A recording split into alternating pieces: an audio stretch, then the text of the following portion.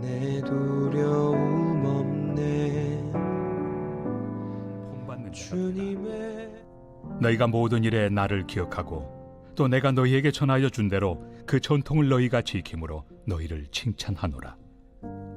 그러나 나는 너희가 알기를 원하노니 각 남자의 머리는 그리스도요 여자의 머리는 남자요 그리스도의 머리는 하나님이시라. 무릇 남자로서 머리에 무엇을 쓰고 기도나 예언을 하는 자는 그 머리를 욕되게 하는 것이요 무릇 여자로서 머리에 쓴 것을 벗고 기도나 예언을 하는 자는 그 머리를 욕되게 하는 것이니 이는 머리를 미인 것과 다름이 없습니다. 만일 여자가 머리를 가리지 않거든 깎을 것이요 만일 깎거나 미는 것이 여자에게 부끄러움이 되거든 가릴지니라. 남자는 하나님의 형상과 영광이니 그 머리를 마땅히 가리지 않거니와 여자는 남자의 영광이니라.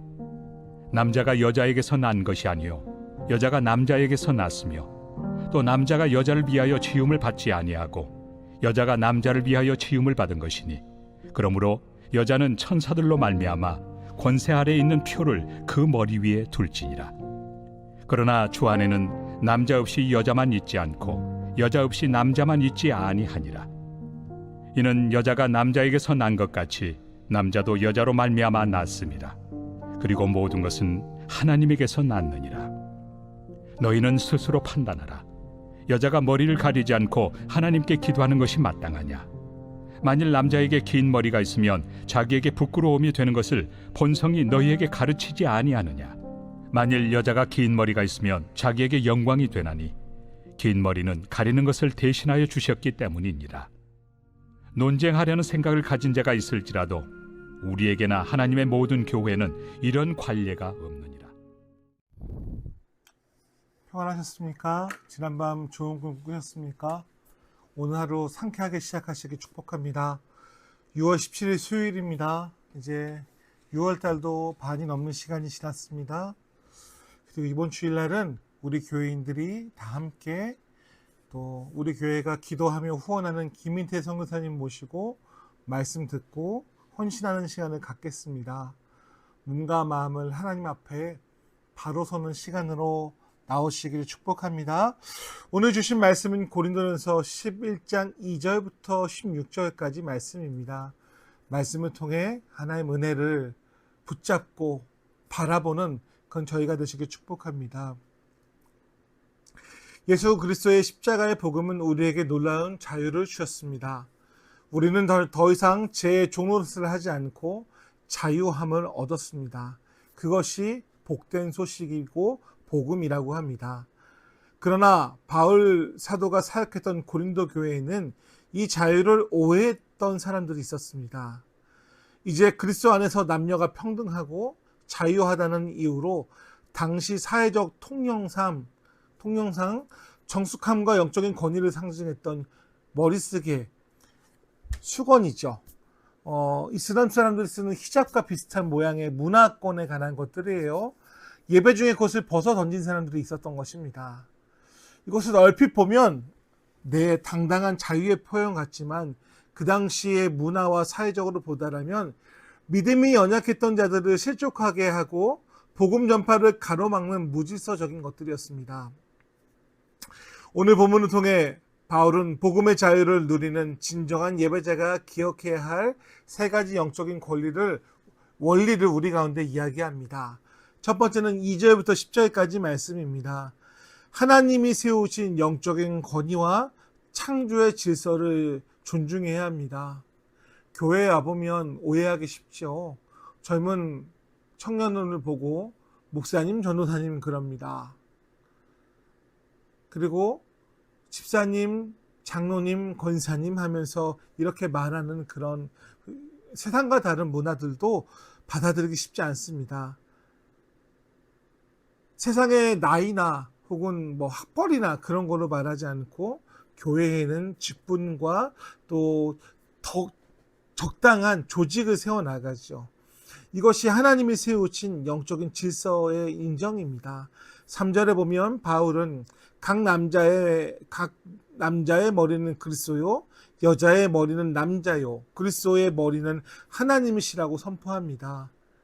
이것은 신분적인 차별이나 억압이 아닙니다. 삼위일체의 하나님을 보시기 바랍니다. 성자 예수님은 성부 하나님과 본질상 동등하지만 인류 구원이라는 거룩한 목적을 위해 철저히 십자가를 지시는 순종을 하셨습니다. 마찬가지로 당시의 여성들이 머리에 수건을 쓰는 것은 하나님이 세우신 창조의 질서와 권위를 존중한다라는 외적인 고백이었습니다. 내가 자유하다라고 해서 하나님이 공동체와 가정에 세우신 영적인 권위를 무시해서는 안 됩니다. 참된 예배는 내 권리에 주장하는 자리가 아니라 하나님의 창조의 질서 앞에 나를 낮추고 경건함을 유지하는 자리임을 기억하시기를 축복합니다. 명동 성당 혹시 가보셨습니까? 영락교회 옆에 명동에 있죠.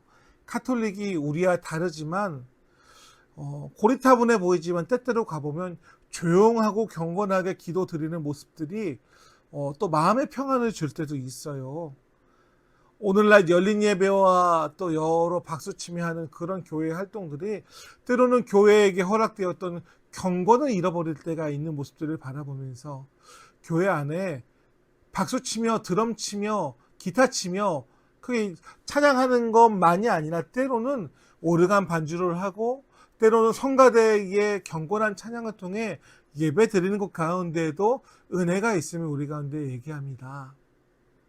사랑하는 성도 여러분, 다를지라도 하나님의 세우신 영적인 권위와 질서 앞에 존중하며 순종하는 은혜가 있기를 축복합니다. 예수님께서 십자가를 지지 않고 우리를 고통당하지 않고 구원하실 방법, 그 방법에 순종하셨던 것처럼 오늘 우리도 예배의 자리 가운데 마음을 주님께 집중하며 교회의 조직과 세우신 문화 가운데에서 존중하는 의미로 인하여 나아가시기를 축복합니다. 두 번째로 11절부터 12절까지 말씀입니다. 독선과 우월감을 버리고 주 안에서 상호 의존하라고 얘기합니다. 공동체 안에서 서로 연결되어 있음을 우리는 잘 알고 있습니다. 11절에 주 안에서 남자 없는 여자만 있지 않고 남자 없이 여자만 있지 않고 여자 없이 남자만 있지 아니하리라고 선포합니다. 남자와 여자는 차별 없이 동등한 존재입니다. 서로 없이 존재할 수 없는 상호 의존적인 관계입니다. 남자들만 모여있으면 예비군 같아요. 여자들만 있으면 여인천하 같고 그렇죠. 보기가 좋지 않습니다. 교회는 어느 한쪽의 독점이나 주장으로 지배되는 곳이 아닙니다. 우리는 모두 하나님께로부터 온 존재이며 서로 부족함을 채워주는 아름다운 영적 파트너입니다. 내 자유가 소중한 만큼 옆에 있는 집사님, 권사님, 청년들, 어린아이들의 자유도 소중하고 존중받아야 된다는 것을 우리는 알아야 합니다. 독선과 우월감을 버릴 때 비로소 하나님이 허락하신 은혜의 공동체를 누리고 가족 공동체, 하나의 가족을 누릴 수 있음을 기억하시기를 축복합니다. 세 번째로 바울은 13절과 16절 말씀을 통하여서 공동체의 평화와 유익을 위해 자유를 기꺼이 제한하라고 얘기합니다. 내 자유도 중요하지만 함께 더불어 사는 사회이기 때문에 참된 자유는 나를 위해 쓰는 것이 아니라 타인을 배려하기 위해 유보하는 것이다라고 말합니다. 고린도 교회 여성들이 수건을 쓰는 것은 구원의 조건이나 복음의 본질은 아닙니다. 쓰지 않아도 구원을 받습니다. 그러나 바울이 쓰라고 권면하는 이유는 그 사소한 행동이 믿음이 약한 자들을 실족하게 하고 복음 전파에 방해가 되기 때문입니다. 본질적인 진리의 문제가 아니라 개인의 주장이나 고집 때문에 교회를 분열시켜서는 안 된다는 것을 우리들 가운데 이야기해 줍니다.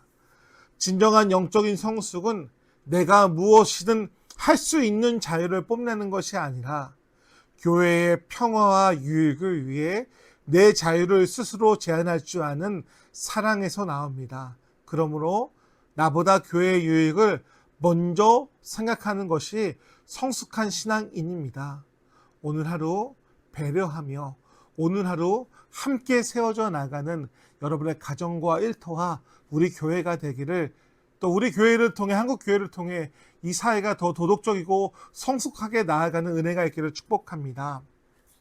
한 가지 이야기를 통해 말씀을 정리하려 합니다. 여러분 경주에 가보셨습니까? 고등학교 때 저희는 불국사를 갔었고, 포항에서 사역할 당시에 차로 30분 거리인 경주를 종종 갔던 기억이 있습니다. 경주에 가면 유명한 명문가가 있습니다. 300년 동안 부를 누린 경주 최부잣집의 이야기를 들어보셨습니까? 이 가문은 이 가문의 고택에 가보면 영적으로 도덕적인 깊은 울림을 주는 특별한 건축물이 나옵니다. 최부잣집의 이야기는 너무 아시죠? 사방 백리 안에 굶어 죽어가는 사람이 없게 하라고 할 만큼 곡간을 베풀었던, 나눔의 삶을 살았던, 축복의 통로였던 그 가문 가운데 가보면요, 뭐가 있냐면 그 사랑채에 있는 굴뚝이 보입니다. 조선시대의 굴뚝은 부의 상징이었습니다. 화려하게 지어서 가문의 위세를 자랑하는 것이 보통의 일반적인 사람들의 모습인데, 부잣집인 최부잣집 역시 굴뚝을 높이 올릴 재력과 자유가 있었습니다만, 하지만 그 집의 굴뚝은 성인 남성의 허리보다 낮게 지었습니다. 그리고 마당 구석에 잘 보이지 않는 나지막한 곳에 만들었습니다. 이유는 단 한 가지였습니다. 흉년이 들어 이웃들이 끼니를 굶고 있으면 우리 집 굴뚝만 하얀 밥을 지는 연기가 높이 솟구치면 이웃들의 마음이 얼마나 아프고 낙심되겠느냐라는 그런 배려였습니다. 최부잣집은 자신의 부와 권리를 자랑할 자유를 스스로 내려놓고 굴뚝을 낮추어 연기를 밑으로 깔리게 함으로 이웃의 아픔을 소리 없이 안아주었던 시대의 명문가였고 본이 되는 그런 위대한 가문이었습니다. 이 이야기는 오늘 우리들 가운데 울림을 줍니다. 예배도 마찬가지입니다. 하나님이 부르신 영혼들을 사랑하는 마음을 가지고 배려하며 조금씩 양보하며 세워져 나가는 것이 하나님이 세우신, 빛과 소금으로 세우신, 성도로 부르신 가마교회와 우리들을 향한 부르심이다라고 바울은 말합니다. 그러므로 사랑하는 성도 여러분, 억울한 일이 있어도 주를 위해 참는 것, 우리가 행복의 가사 가운데 얘기하잖아요. 함께 세워져 나가기 위해서 그것마저도 참고 기도하며 사랑 가운데 진실을 말하며 함께 세워져 나가는 우리 가마교회가 되기를 주님의 이름으로 축복합니다. 오늘 하루 승리하세요. 기도하겠습니다. 은혜의 주님, 바울이 말하는 메시지를 통해 또 깨달음을 봅니다. 자유가 있지만 상대방을 얻기 위해서 배려하며 참는 것, 그것이 진정한 성숙이다라고 우리 가운데 이야기합니다. 최부잣집의 이야기가 우리들 가운데 울림을 줍니다. 할 수 있지만 할 수 있음에도 내려놓는 것, 그것이 하나님께 영광 돌리는 성도들의 삶입니다. 오늘 하루 주님을 위해, 하나님 나라를 위해 섬기며 양보할 때에 하나님 채우시는 갑절의 은혜와 기쁨을 경험하는 우리 성숙한 가마교회의 성도님들에게 은혜 내려주시고 하루도 승리하게 하여 주시옵소서. 감사드리며 예수님의 이름으로 기도드립니다. 두려움 없네. 주님의 그 자비로운 손길 항상 좋은 것 주시도다. 사랑스레 아픔과 기쁨을, 수고와 평화와 안식을